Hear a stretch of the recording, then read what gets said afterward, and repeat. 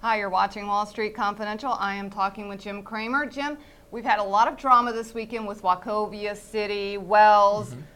What would you tell investors now that are watching this bank drama unfold? Wells, U.S. Bancorp, J.P. Morgan, and Bank of America are Cisco, Microsoft, Intel, and Oracle in 2000, 2001. They're clearly the best of the best. So what happened is they only dropped 60 and 70%, not 90 to 100%. So, but there was a great fear of missing the return to Cisco going to 80 and the return to Intel going to 60, 70. And what I'm saying is that that's forest through the trees. What you really want to recognize is that there's very little money to be made. Now, I think J.P. Morgan's a winner. I own that for ActionAlertsPlus.com.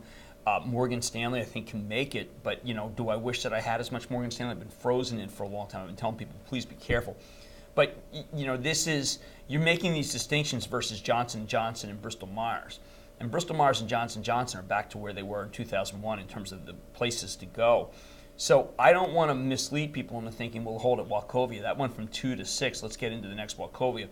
Because we have an FDIC that might just seize Wachovia at any minute. We have people in government who are quite revered. Bernanke, this Tim Geithner, who I've been saying over and over again is a very big villain in this period. Sheila Bair now, who just makes a point by seizing a bank that obviously the private sector would have wanted. So I'm not going to invest in a sector where Intel could be seized by the government, which is the way you want to look at it. You really want to always analogize away from the battleground to see exactly how filled with risk the battleground is. You're really cautioning investors here not to try to buy the survivor. Well, I just think that, as between buying a survivor and buying Bristol Myers, I just don't see the opportunity. Now, the notion that we're using the word buy is a little bit aggressive to me. Yeah. I had been a believer that certain things could go right.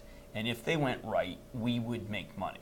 Then I switched to a position where if they went right, what would happen is we could avoid a recession. Now, because things have snowballed, it's if things go right, we will avoid a depression. And avoid the depression scenario, that is not a reason to start buying. Right. Okay. Cautionary words from Jim Cramer, Deborah Borchardt here at Wall Street Confidential. Stay tuned for more on TheStreet.com TV.